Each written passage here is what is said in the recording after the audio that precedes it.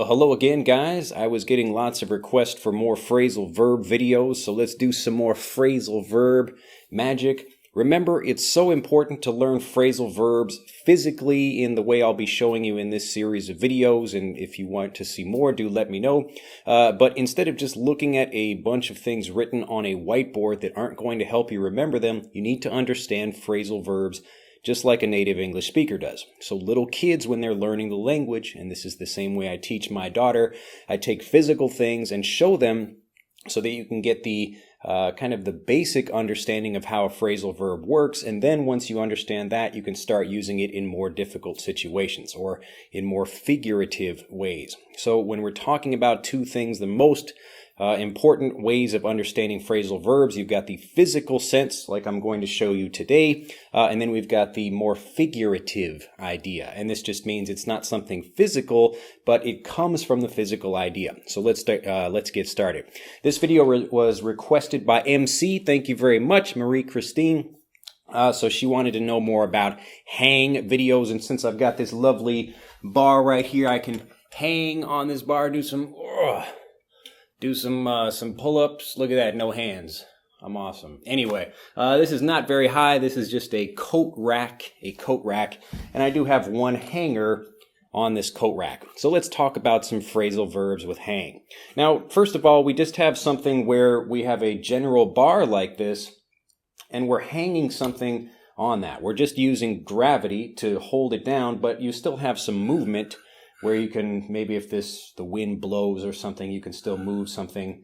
The hanger would move to the left or to the right. So it's just hanging on something. So if you're just hanging, again, the general idea is you're holding something, but it's not a physical thing where you're stuck in that one spot. Now, again, this is just hang, and you can move something from one place to another. Now, if we want to talk about hanging something up, again, we've got like an idea of having a hanger, and we put our coat on it, like I have my coat over here, and I'm just hanging my coat up. So if you go to someone's house and you take off your jacket, this is another phrasal verb, so I take off, I'm taking something, but off of myself. So if I put it on, I'm doing the opposite. I'll put on my jacket like this, or my vest in this case, and I'll take off my jacket, and I'll put the jacket on a hanger, and then I hang up my jacket or hang up my coat.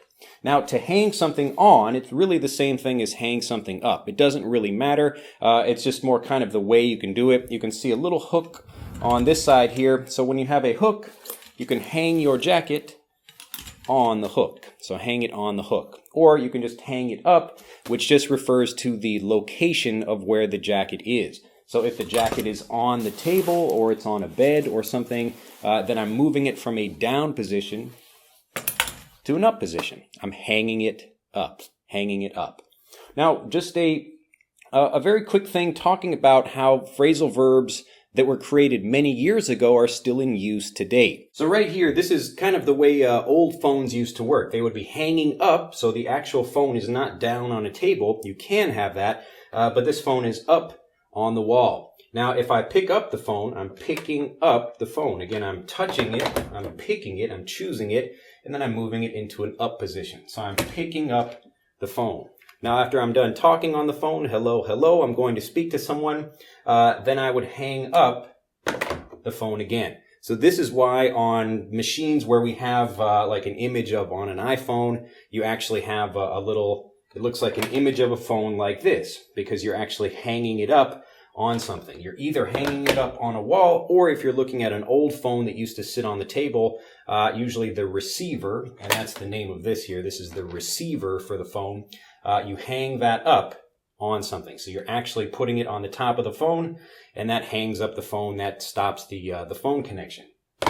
Now, another thing, you can see there are also buttons on this phone. I can push the buttons 1, 2, 3, 4, 5 if I want to call somebody. But before, many years ago, the old phones used to have a rotary dial. And this just means there is a circle. Maybe you can look for one of these online. Basically, it just has a circle, and you would spin the phone to different parts of that. If you're young, you probably have not seen that before, but older learners probably remember it. Anyway, this is where we get the idea of dialing a number. So if I push a button, I'm not dialing a phone. I mean, this is what we call it, but I'm not physically dialing anything. So phrasal verbs will often be introduced from some kind of old technology or old physical action that we're doing, and then they will be moved to even a new device like this where we're pushing buttons, but we're not actually dialing anything. So when you're thinking about phrasal verbs, try to imagine, if you can't understand why we would use something, like especially in the case of a phone, try to look back at older technology and you should get a clear idea of how we're using things from the past. So again, with the phone, I pick up the phone, I hang up the phone. Again, the phone is hanging right now. It's on the device, but it's hanging right now. If it falls, it could fall down. It could fall down. So right now, I'm hanging up the phone. And when I pick up the phone, I can dial my numbers. Now, finally, I'll give you one last figurative usage, and this is to hang up your career. And this just means to finish something. So if I'm a professional boxer, I've been boxing for many years, and then I stop, it's time to hang up my career. So in the same way, I'm not using my coat anymore, and I hang it up.